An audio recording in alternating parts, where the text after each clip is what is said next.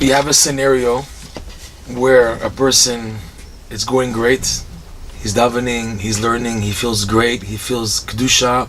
He still has a struggle, it's not 100%, but he feels that he's filling his days with good, with Torah study and prayer.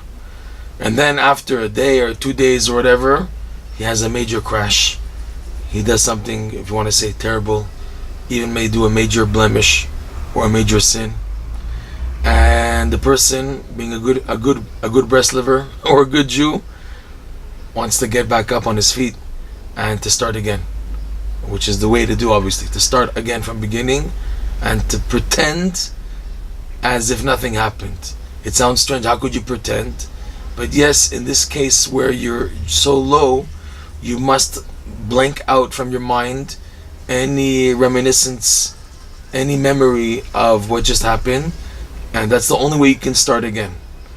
And then once you start again, you feel bugged, you feel bothered by the impurity that you just crashed into, and you begin to get the impression, ugh, everything I built up until this happened is all lost.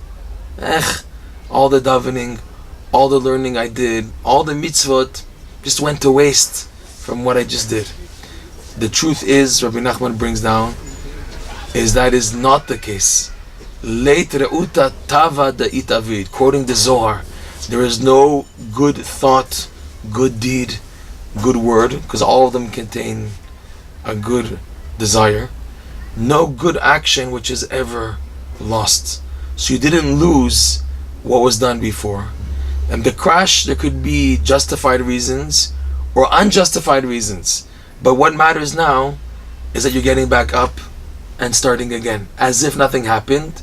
There will come a time when you're in the mode of being able to open up your heart, that you've built yourself up again, and you're davening to Hashem, that then you can express the heartbreak over what happened. Or if you can't get back up and you're struggling and there's an attitude where you feel so trapped, you cry out what's called Ayeh, where are you Hashem, and you let out a major cry because of what you're going through. That also helps you to get out. There's many scenarios, that's not what we're going to go into right now.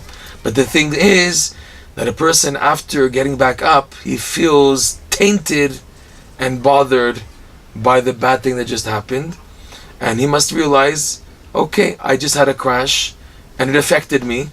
It'll take time to get purified.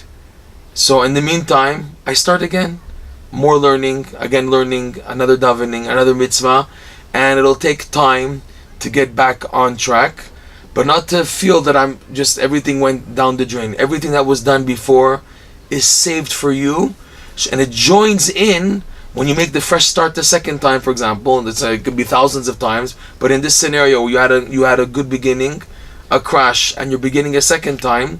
So when you're beginning the second time, you will now advance, and when you reach a certain point, the good that you did before the crash is reserved and waiting to be joined again to what you're doing now the second time, until the next crash inevitably happens again, because that's the way how life works. There's an up and down, just that in life changes how the ups and downs will be.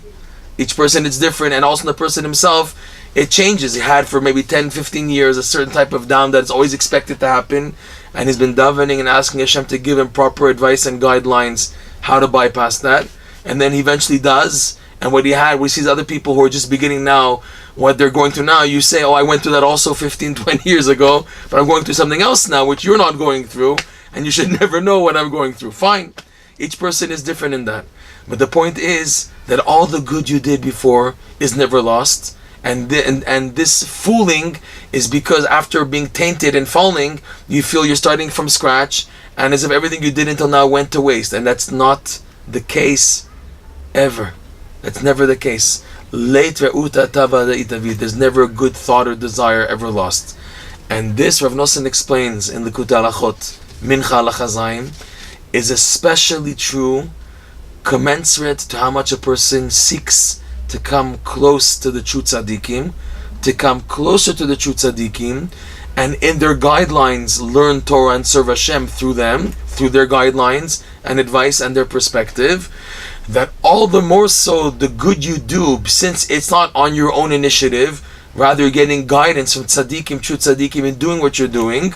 So all the more so, the good is stored away. So when you do start the second time, the third time, the fourth time, everything accumulates for you. When you reach a certain point, it comes to join. And never is any good lost by any down, no matter how severe, that happens in between. It's a break, and the good that you did is not tainted. Rather, like the Kabbalah explains, it goes up to the upper worlds to be protected from being affected by the bad that you've done for whatever reason. And then when you start again, when you reach a certain point, it comes back down to reconnect to you. So with this, always there's hope, and it's always worth starting again. You only have to gain in life when you start again.